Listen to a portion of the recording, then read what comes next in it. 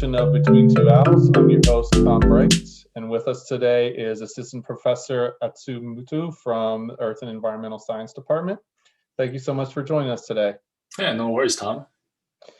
So we'll get right into it. Why don't you tell me, where did you grow up? Well, that's an interesting question because I grew up in Japan for most of the time, but then I spent a significant amount of time in Australia. So actually, middle school and high school were in Australia. So about 2/3 of growing up was in Japan. The other third was in Australia. Where in Japan? Just outside of Tokyo. It's a city called Chiba. Okay. And what about Australia? Where were you in Australia? Perth, Western Australia. Wow. Awesome. Yeah. How did you end up in Perth? It was my father's work. There's actually a gas and oil field in northern Western Australia, and my father was working for an oil drilling company at the time. And did you have any sports or games or musical instruments you played as a kid? Sports, yeah, I was always into sports. Started out with a little bit with baseball, but nothing organized. I was just, playing catch with my dad and my friends. But basketball was really the thing. In elementary school, later in elementary school, I played basketball. And also after I moved to Australia, I kept playing basketball. But then I picked up rugby, which is a big sport in Australia. However, when I was in college in Japan, I went to undergrad and master's in Japan, actually.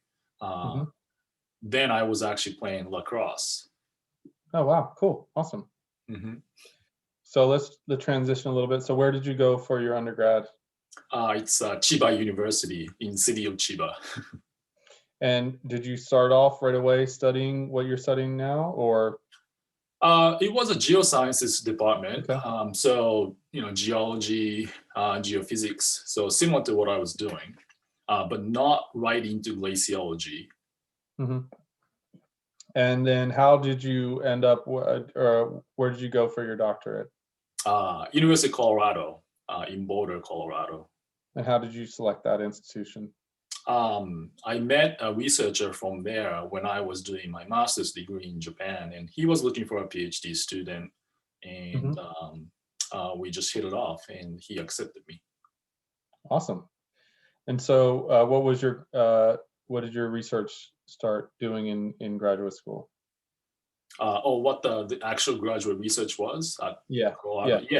It was actually looking at how the interior of Antarctica, or the climate in the interior of Antarctica was changing, because we really don't have any weather records from around South Pole or outside of South Pole, because there has been a station at South Pole for about 50, 60 years. But outside that, it's a big void.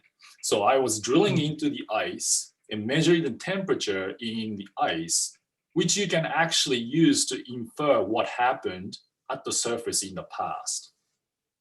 Awesome.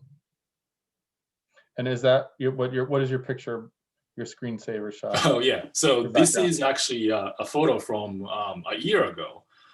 So my main research is glaciology and doing geophysics in places like Antarctica. So I was there last year.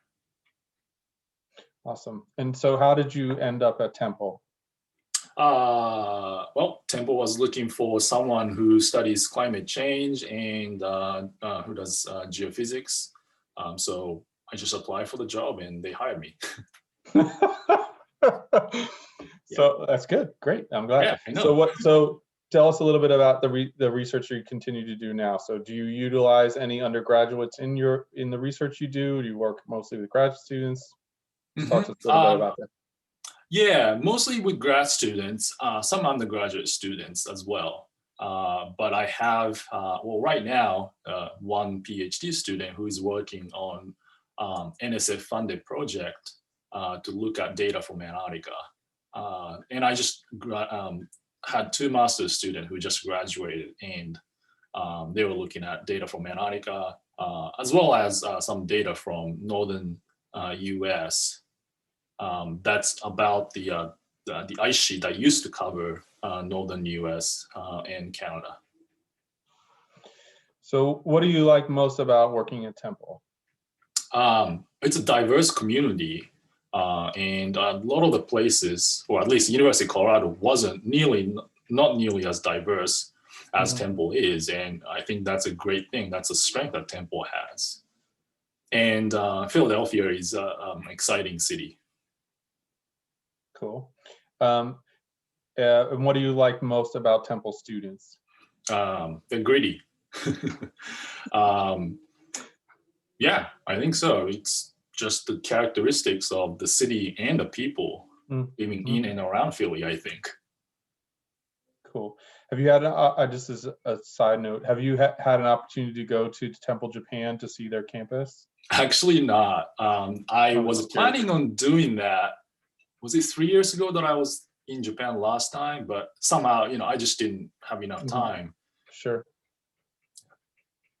So I want to shift gears a little bit, talk about your personal life. And again, you can pass any question you don't want to ask. Do you have a significant other? Yeah, I have a wife. What's her name? Her name is Catherine. What does she do? She's an environmental lawyer. She is one of the attorneys for Clean Air Council, which is an environmental nonprofit in Center City. Awesome. What would she say is your main fault?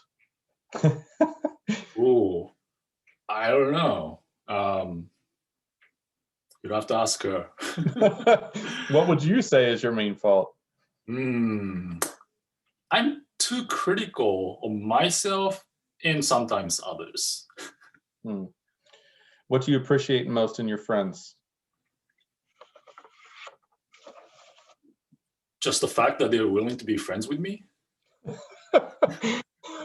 What do you like to do for fun? Outdoor activities, camping with my wife and my dogs. Fishing is another thing, and cycling. Where do you like to go fishing? Locally or somewhere else? A little bit outside because, we don't have a lot of fishing places around here, but like Lake Nokamixon. And last summer we went to French Creek State Park a lot. Cool. Yeah. And up in Poconos as well. What excites you?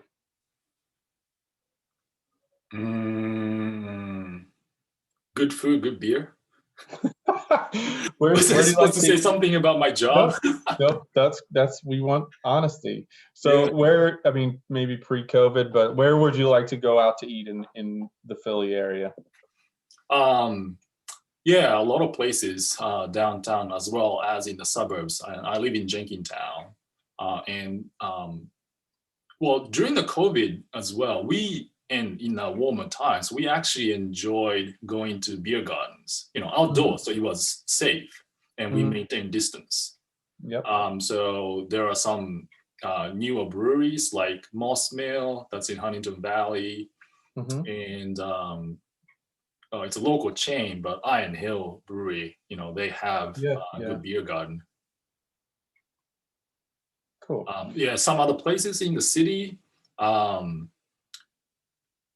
Zahav, the Israeli restaurant. It's hard to get a reservation there, and it's a little bit pricey, but their food is just so amazing. Cool. What are you currently reading? Some textbooks for my class. Fair enough. What do you like to watch if you watch movies or films or TV on like Netflix or Prime? What are you currently watching? We just finished watching Bridgerton on Netflix. Yeah. And I thought I wouldn't get into it, but it was enjoyable. Cool. Awesome. Yeah. So I'm going to switch gears again. I'm going to do something called the rapid fire response. I'm going to give you 2 words. You just state your preference. Tea or coffee? Coffee. Morning or night? Morning. Wine or beer? Beer. Probably I answered that already. Dark or milk chocolate? Dark. Offense or defense? Offense. Dogs or cats? Dogs. Bert or Ernie? It's from Sesame Street. So if you don't get the reference, it's fine. No, I don't actually. Half full or half empty? Half empty. Hot or cold? Good question, isn't it? I'm gonna say, well, cold, I guess. With that background, it's got to be cold. Come Well, on. so the thing is, though, I get cold easily, and I rather be in a warmer place. Maybe not hot, but like I love going to Hawaii because it's warm. But I can tolerate cold well. Great. Awesome. Thanks so much for joining us today. It's been great having you on the show. No worries. All right, just give me 1 second. Awesome.